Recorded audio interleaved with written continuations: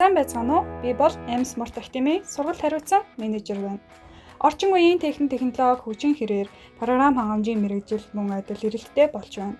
Ийм учраас энэ чиглэлээр суралцах хүсэлтэй хүмүүсийн тоо өсөж байгаа нь манай сургалтын төвийг зорих хүмүүс ч гэсэн олон болж байна.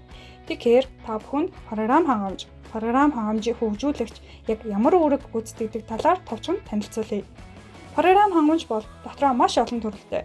Зөвхөн веб хөгжүүлэлт, мобайл хөгжүүлэлт хийдэггүй.